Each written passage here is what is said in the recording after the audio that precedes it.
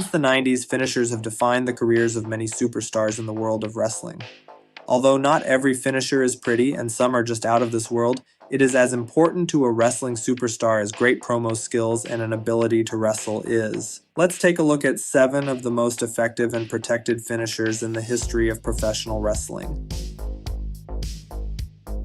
The beauty of the RKO is that it can essentially be performed from anywhere at any moment.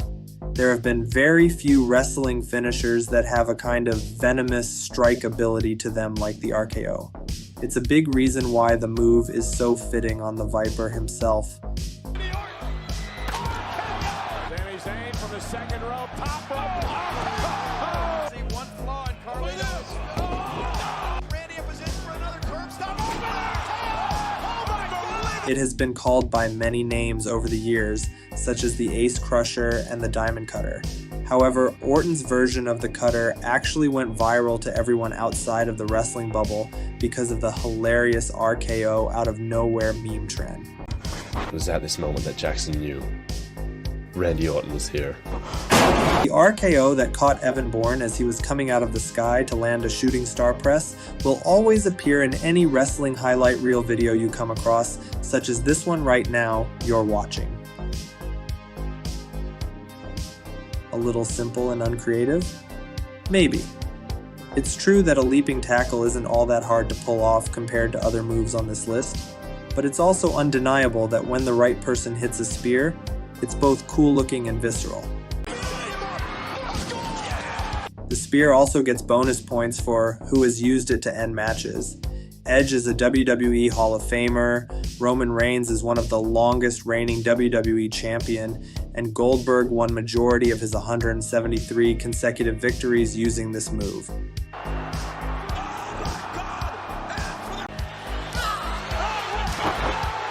Overall, it's one of the best wrestling finishers due to its effectiveness and the awesome visual that comes from it being landed on an unsuspecting opponent.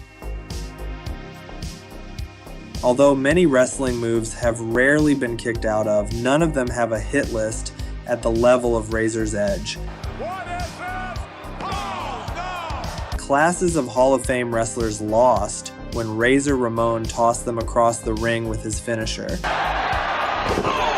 Razor was a massive man, and there was virtually nobody who couldn't be picked up and used for the move. It looked great when wrestlers of smaller size were getting tossed around, but even men twice the size fell at the hands of this effective finisher. Drake Younger is an American professional wrestler best known for his time in Combat Zone Wrestling.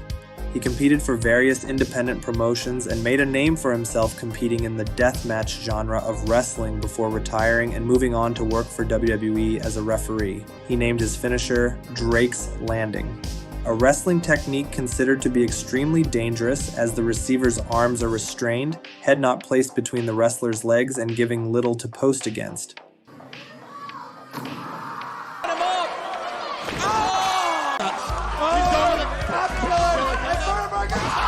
The wrestler receiving the technique is almost entirely dependent on Drake Younger's strength and coordination to avoid serious neck injury, yet he has still performed this maneuver on tables, thumbtacks, and various different objects. A high side thrust kick that the gentleman Chris Adams and the great Kabuki were two of the first to use it in professional wrestling, but it was the Heartbreak Kid that popularized it in the 90s. He would call it the sweet chin music and usually tap his foot in the corner to build up anticipation for the kick. It was always awesome to see HBK land this move after that crowd-popping taunt.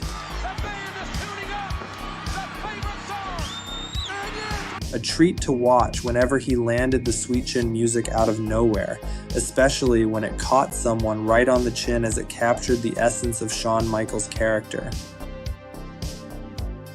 From 2001 to 2003, one of the most promising wrestler was Sick Nick Mondo. Best known for his appearances with CZW, he combined high-flying technical with deathmatch style of wrestling. Some of Nick Mondo's moves in his arsenal were of his own creative innovation. One such innovation was his finisher, the Assault Driver. This variation of a drive where he would lift his opponent on his shoulders and slam them down with a body flip, always looked great to watch. And once again, Sick Mondo got way too creative than needed to be. Mondo became infamous for his willingness throughout his career to take extremely dangerous bumps. Sadly, this also resulted in him retiring in 2003, having wrestled for a mere only 5 years in total. Stone Cold had a great gimmick, a great glass-shattering entrance theme, and a finisher that is arguably the greatest of all time. The Rock, Shane McMahon, Triple H, Scott Hall, and Vince McMahon are all remembered for the wild ways they sold the stunner.